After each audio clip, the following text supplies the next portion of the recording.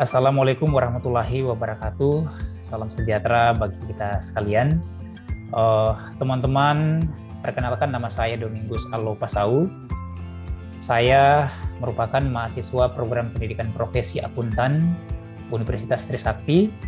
Di video kali ini kita akan sama-sama mencari tahu dan juga sama-sama belajar lebih kepada sharing terkait dengan salah satu perusahaan terbuka yang saat ini dibawahi langsung oleh Kementerian Badan Usaha Milik Negara. Nah, teman-teman, video ini merupakan salah satu bagian yang akan menjadi dasar kita untuk beberapa video-video selanjutnya. Bisa jadi saya akan kembali membuat materi-materi yang berkaitan dengan perusahaan yang akan kita bahas sebentar.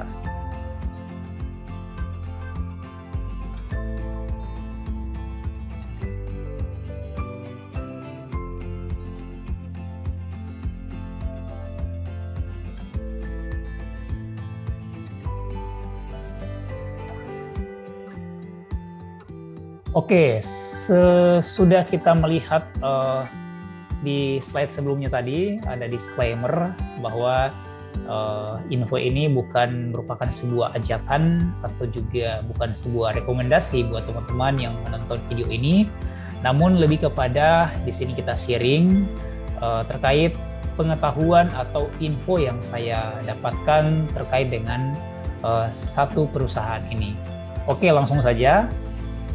Ini adalah sebuah perusahaan tambang. Kalau mungkin teman-teman ada yang sudah melihat di bawah tulisan Timah, maka saya perlu menjelaskan PT Timah saat ini merupakan salah satu perusahaan penghasil timah terbesar kedua di dunia pada saat ini, yang artinya bahwa satu-satunya perusahaan tambang terbesar di Indonesia pada saat ini, karena ini sudah mewakili Indonesia, bahkan juga mewakili Asia pada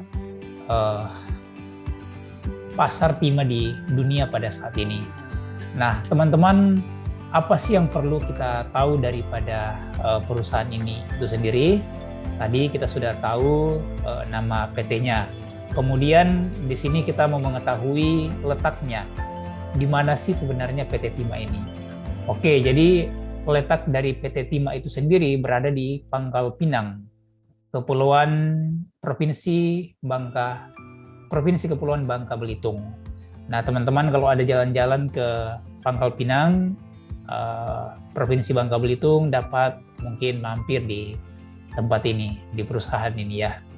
Nah, kemudian kita lanjut. PT Timah bagikan dividen 35% dari laba bersih, yang artinya ketika dia membagikan dividen dari laba bersih, itu artinya dia memperoleh keuntungan. Nah, perusahaan ini memperoleh keuntungan di tahun 2021 dengan total keuntungan atau laba bersih 1,3 triliun. Nah, dalam laporan keuangan emiten berkode saham TINS ini berhasil membukukan kenaikan laba bersih sebesar 483% menjadi 1,3 triliun dibandingkan pencapaian tahun 2020 yang justru mengalami rugi sebesar 341 miliar. Lonjakan laba bersih itu ditopang oleh penurunan beban pokok pendapatan sepanjang tahun 2021. Beban pokok pendapatan perseroan turun 21% menjadi 11,17 triliun dibandingkan dengan beban tahun sebelumnya yang mencapai 14,09 triliun. Nah, teman-teman, nanti kita akan sama-sama melihat perhitungan detail daripada beban pokok pendapatan ini yang berpengaruh terhadap laba bersih di tahun 2021 dan mengalami rugi di tahun 2020. Oke, kita lanjut. Di sini kita membahas aktiva lancar daripada PT Timah itu sendiri. Di sini teman-teman kalau kita melihat ya di tahun 2020 dan juga di tahun 2021, dari 3 akun yang sangat berpengaruh di dalam aset lancar yaitu kas, kemudian piutang dan juga persediaan, di sini saya menjelaskan. Ini disajikan dalam jutaan rupiah ya, sehingga teman-teman kalau begitu Artinya kas dan setara kas ini sendiri itu berada di angka 807 miliar di tahun 2020, kemudian mengalami kenaikan 120,8% di tahun 2021 sebesar 1,7 triliun 82 miliar. Nah, kemudian untuk piutangannya itu sendiri juga mengalami kenaikan di tahun 2021 dari sebelumnya 1,197 menjadi 1,870. Kemudian sama dengan persediaan. Di tahun sebelumnya, tahun 2020, di angka 2,881, kemudian di tahun 2021 mengalami kenaikan 7,8%, yaitu sebesar 3,106 miliar ya. 3 triliun 106 miliar rupiah. Nah, ini adalah salah satu akun-akun yang sangat berpengaruh terhadap total aset lancar yang dimiliki oleh PT Timah di tahun 2021. Nah, kita lanjut di persediaan yang lebih detail tadi, karena tadi kita di awal sudah mengetahui jumlah daripada persediaan itu sendiri. Kemudian mungkin ada yang bertanya apa sih detail daripada persediaan yang dimiliki PT Timah itu sendiri. Salah satu yang terbesar di sini adalah timah, kemudian juga nikel, kemudian juga batu bara, dan juga ada barang di gudang yang saya juga tidak tahu apa isi dari barang gudang itu ya. Kemudian di sini kita melihat mengalami kenaikan di tahun 2021 timah yaitu 22,5%, kemudian nikel 73,5% mengalami kenaikan yang cukup baik, kemudian di batu bara juga mengalami kenaikan 837,8%, yaitu dari 4.000 menjadi 41.000. Yang artinya ketika dirupiahkan ini 4 miliar, kemudian ini 41 miliar ya batu baranya. Ini adalah persediaan yang dimiliki oleh PT Timah di tahun 2021, sehingga mendapat dari salah satu dari total persediaan ini, timah dan lain-lain, nikel batu bara menghasilkan 3106 miliar sekian. Oke, kita lanjut di laporan laba rugi yang menjadi titik dasar mengapa perusahaan berhasil membagikan dividen di tahun 2021 dengan mengandalkan laporan laba bersih yang diperoleh yaitu 1,3 triliun. Oke. Di sini kalau kita melihat pendapatan usaha di tahun 2020 dan di tahun 2021, justru di tahun 2021 mengalami penurunan pendapatan. Namun pertanyaannya, mengapa perusahaan bisa memperoleh laba bersih sedangkan dia mengalami pendapatan yang menurun sebesar 608 miliar penurunannya di tahun 2021. Ini sangat dipengaruhi oleh beban pokok pendapatan. Di tahun 2020 kita melihat beban pokok pendapatannya cukup besar, sedangkan di tahun 2021 beban pokoknya juga lumayan besar, tetapi tidak terlalu mendobrak pendapatan usaha yang diperoleh oleh PT Timah di tahun 2021. Beda dengan di tahun 2020, yang mana pendapatan dan juga beban pokok ini hampir sama. Nah, kemudian kita melihat ke bawah ada laba bruto, kemudian beberapa beban-beban yang mempengaruhi di tahun 2021. Kita melihat bahwa di tahun 2021 ini PT Timah berhasil mencatatkan beban-beban yang tidak terlalu besar ya dibandingkan dengan tahun 2020. Sehingga kalau kita menjumlahkan ini dari atas, kita tidak bisa menghitung ini secara detail karena data yang disajikan ini melalui proses perhitungan yang cukup detail sehingga menghasilkanlah laba bersih di tahun 2021 1,3 triliun. Ini sangat berbeda dengan di tahun 2020 yang mencatatkan di awal tadi dijelaskan 341 miliar mengalami kerugian ya. Oke, kita lanjut. Beban pokok pendapatan. Ini tadi yang mempengaruhi beban pokok pendapatan di awal Ini adalah jumlahnya tadi, ini hanya detailnya saja dari atas, dari tahun 2020 dan juga di tahun 2021. Di sini saya hanya ingin memberikan mengapa ini cukup tinggi. Salah satu yang mengakibatkan ini cukup tinggi di tahun 2020 karena persediaan awalnya ini di angka 7,7 triliun, sekian. Kemudian di tahun 2021 persediaan awalnya dia cuma 3 triliun sekian ya. Jadi lebih besar di tahun 2020 dia memperoleh persediaan dibanding di tahun 2021 dan persediaannya dia ya. Oke. Kemudian kita melihat bahwa di sini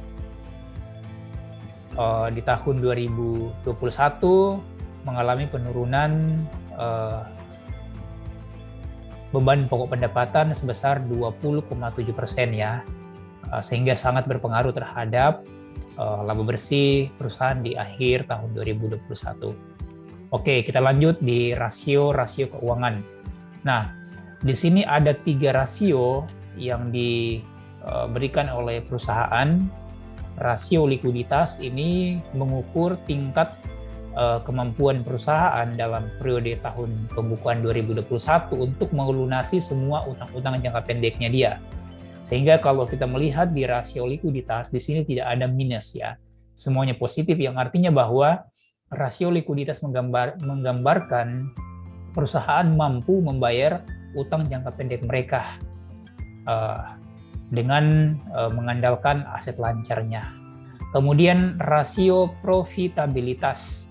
Di sini rasio ini menggambarkan bahwa perusahaan mampu memperoleh laba dalam periode tertentu. Nah, di sini kita juga melihat bahwa tidak adanya angka-angka yang bersifat negatif beda dengan tahun-tahun sebelumnya. Nah, kemudian rasio solvabilitas. Rasio ini menggambarkan perolehan aktiva dari pembiayaan utang yang dimiliki oleh perusahaan. Di sini kita bisa melihat rasio kelipatan pembayaran bunga ini 9 kali bisa dibayar beban bunganya ya. Beda dengan di tahun 2020 yang hanya 1,91. Kalau di sini kita melihat 9,33 itu artinya mereka 9 kali bisa membayar beban bunga di periode tahun 2021 ini. Nah, kita lanjut melihat pergerakan harga saham dari PT Timah itu sendiri di tahun 2021 dan kita melihat di tahun ini, tahun 2022, kemarin saya melihat di tanggal 24 Mei perusahaan membuka harga itu di angka 1.770. Kemudian membuka harga tertinggi itu di angka 1.810. Nah, ini kemarin posisi di tanggal 24 Mei. Nah, kemudian kita lanjut di perbandingan produksi logam timah. Nah, teman-teman di sini bisa melihat di tahun 2017, 18, 19, 20, dan 2021 produksi logam timah paling besar itu ada di tahun 2019. Ini juga sangat mempengaruhi laba yang dihasilkan oleh laba atau rugi yang dihasilkan oleh PT Timah di tahun tersebut.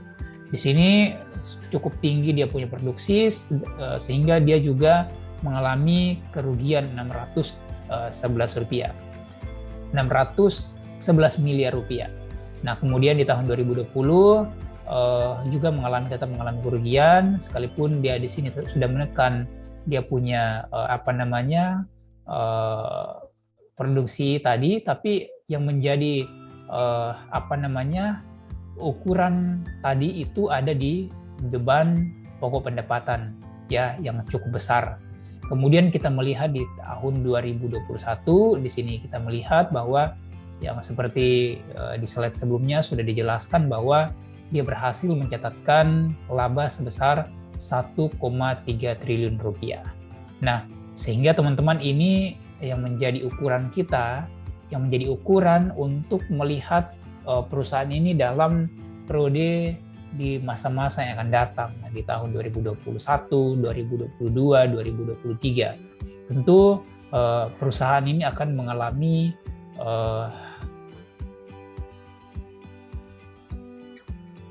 kesehatan keuangan yang cukup baik, tentunya ya, dengan melihat rasio tadi.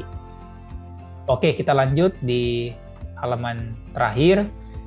Harga saham PT Timah per tanggal 25 Mei 2022 ada di angka 1770 dengan estimasi price di akhir bulan Mei adalah 1810.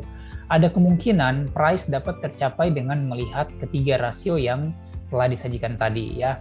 Jadi semua rasio tadi itu menggambarkan posisi positif yang artinya bahwa keuangan perusahaan dalam kondisi sehat atau dalam kondisi baik. Nah, teman-teman, sekian video dari saya. Sampai jumpa di video-video selanjutnya. Semoga video ini dapat memberikan gambaran kepada teman-teman yang sedang mencari tahu informasi daripada PT Timah. Sekian, wassalamualaikum warahmatullahi wabarakatuh dan selamat malam.